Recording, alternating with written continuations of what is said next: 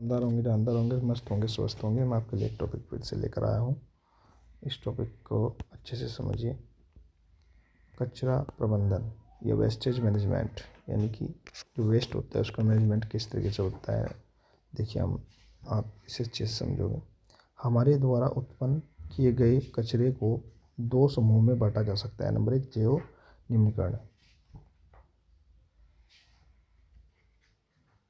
वे पदार्थ जो जैविक प्रक्रम द्वारा अपघटित हो जाते हैं। उदाहरण के तौर पर सब्जियों के छिलके, सूती कपड़ा, कागज। ये जीवाणुओं के एंजाइम द्वारा विघटित हो जाते हैं। मैंने आपको विषाणुओं के बारे में बताया था कि ये भी एक तरह के घटक हैं। और ये साइकिल जो बनाई गई है, ये साइकिल क्या कर रही है, प्रकृति को रिसाइकिल करने के लिए ये सिस्टम बनाया गया है। दूसरा है अजैविक निम्नीकरण, नॉन बायोडिग्रेडेबल अजैविक निम्नीकरणीय। वे पदार्थ जो जैविक प्रक्रम में अपघटित नहीं होते, ये लंबे समय तक पर्यावरण में बने रहते हैं। उदाहरण के लिए प्लास्टिक, पॉलीथीन और कांच। आपने देखा होगा ये बैन भी हो गई थी। हमारी जो पॉलीथीन होती है ये बैन हो गई थी। आपने देखा होगा हर तरह की दुकान पे एक लिफाफा सा कर दिया था कागज़ का, लेकिन फिर से ये दोबारा से अपडेट हो गई है।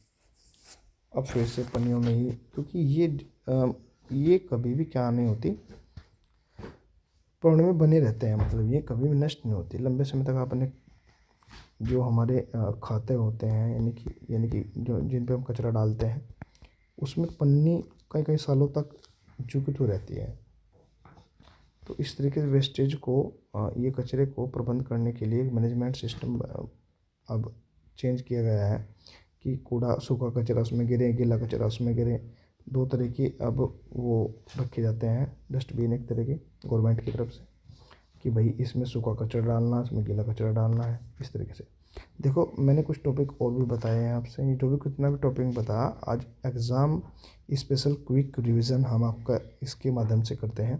बड़े ध्यान से समझेंगे। देखो, परितंत्र मैंने आपको बताया जैव यानी कि अजैविक वातावरण घटकों से बनता है। उसके बाद में हमने ऊर्जा प्रभाव पढ़ लिया। हमेशा एक देशी का होता है 10% का नियम, मैंने आपको बताया, याद रखिए कि 10% जो था उसका स्थानांतरण होता है, बाकी 90% का जो है हमारी श्वसन में और बॉडी डेवलपमेंट में, यानी कि हमारे शरीर के विकास में इसमें यूज होता है। फिर आहार नाल जाल क्या होता है, अनेक आहार श्रृंखलाओं को जटिल नेटवर्क बनाया गया है, यानी कि उत्पादक और फिर उपभोक्ता। इस तरीके से मैंने सारी सिस्टम को आपको अच्छे से बताया है। इसे ध्यान से आपसे मैंने पढ़ाया है। फिर ओजोन लेयर हमने टॉपिक पढ़ाया है, सूर्य की हानिकारक किरणों को बचाता है और इससे हमें बहुत फ़ायदा होता है।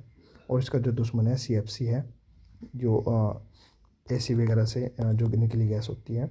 कचरे की बात करें, जैव, ये लास्ट टॉपिक है हमारा, अपघटित होने वाला, यानी कि जैव न्यूनीकरणीय अपघटित होने वाला और अजैविक निम्नीकरण न अपघटित होने वाला।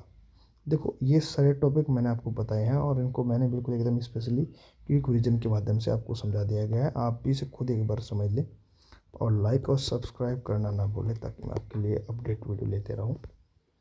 Thank you, welcome.